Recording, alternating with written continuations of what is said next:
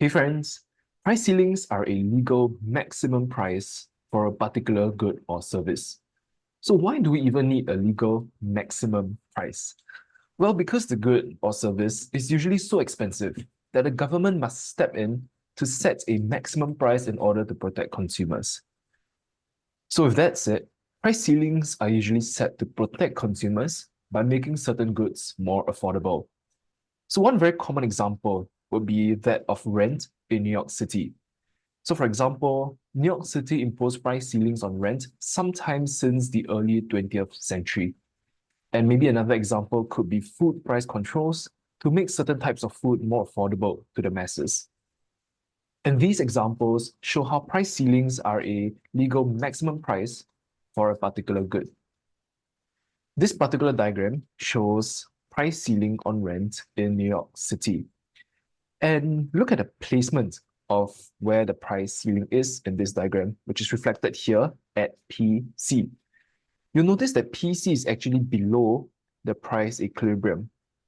So despite its name, price ceilings are usually set below market equilibrium because the price, as we have mentioned earlier, is too high relative to the equilibrium price set by the free market. And this ceiling serves to protect consumers. So let me explain this price ceiling in more detail. Initially, before the price ceiling was set, the market equilibrium price is set at PE because of natural demand and supply forces. But now assuming, let's imagine the New York City state government set a price ceiling at price PC, which is below price PE. As a result, more renters are more willing and able to rent apartments in New York City. And therefore, the quantity demanded is usually higher than the equilibrium quantity.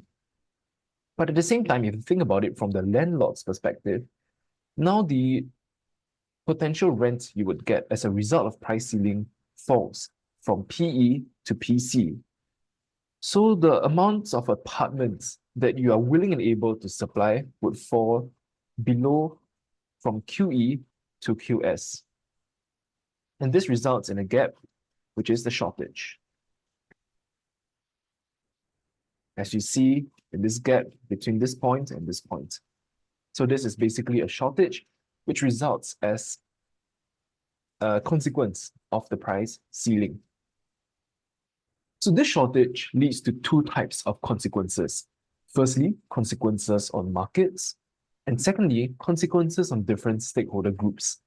I'll be illustrating these consequences in this diagram, so the consumer and producer surplus diagram, for you to have a better understanding of how exactly certain stakeholders or the market as a whole could be worse off as a result of price ceilings.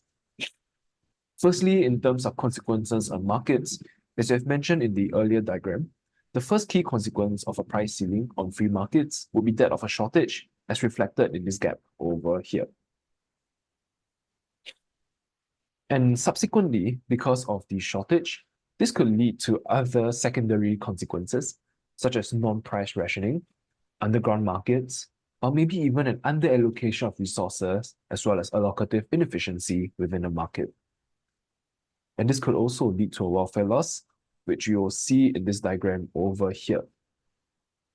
But I know that this diagram looks a bit complicated, so let me explain how this diagram works in detail through the lens of consumer and producer surplus.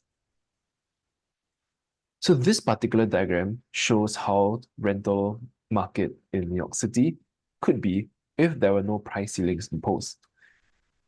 If the prices of rental were set at equilibrium prices, this green triangle would be the consumer surplus, while this blue triangle would be the producer surplus. But now imagine if the price ceiling was set at price level PC. And as we have discussed, this level is lower than a price equilibrium. So what are the consequences on the different surpluses? We will see that firstly, consumer surplus partially gained and partially lost. So for example, initially it was this green triangle, but now it is this area A and area C. But consequently, we will see that part of this triangle, area B, has now been lost in terms of welfare losses. Similarly, the producer surplus also shrank from this larger blue triangle to just area E, which is smaller than before.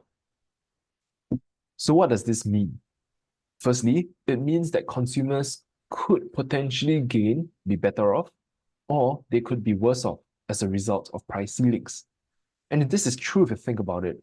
If you are a renter in New York City and you manage to get an apartment at a lower than equilibrium price, well, you've benefited from the price ceiling.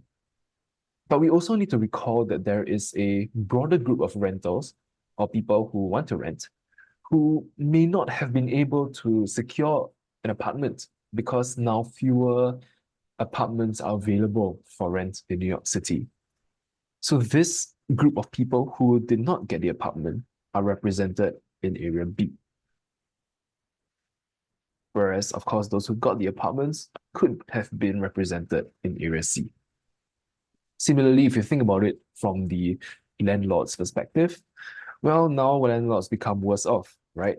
So now their producer surplus shrinks from the original larger triangle to just this triangle E, because now they collect lower rent from renters. And if you think about it, this is actually worse off, in theory, for the New York City state as a whole, because now there are fewer home builders or fewer landlords who are more willing and able to build homes or rent out apartments for people who need rent. And this collective worse off in terms of society is reflected in this welfare loss and reflected in a diagram as areas B and D. So these are the implications on markets. To sum up, there are four key consequences on stakeholders. Firstly, in terms of consumers, now consumers partly gain and partly lose as a result of price ceilings. Those who gain are reflected in the diagram as area C, while those who lose are reflected in the diagram as area B. The second stakeholder group, producers, are collectively worse off as a result of price ceilings, and this is reflected in area E, where it is now a smaller blue triangle as compared to previously. In terms of workers, well, workers or people who work in the rental industry can also be worse off. This could lead to potential unemployment because now their companies will be selling lower numbers of apartments for rent in New York City. And lastly, the final stakeholder group could be the government. In this diagram of our price ceilings, there's no obvious loss or gain for the government. But we can make the argument that governments could potentially gain from the selected group of consumers who have benefited from the price ceiling. So this could translate to maybe some degree of political benefits for the government. And this could be an implication of price ceilings on the government as a stakeholder. So to sum up, there are three key takeaways on price ceilings. Firstly, price ceilings are a legal maximum price, and they're usually set to protect consumers because they are set lower than the equilibrium price. And please recall that it is lower than the equilibrium price, despite its name being price ceiling. The second takeaway is that price ceilings usually results in a shortage, as we see in this diagram over here, which then leads to other issues, such as underground markets, parallel markets, and welfare losses. And the last key takeaway of price ceilings would be that price ceilings only benefit some consumers, as we see in area C, not all consumers.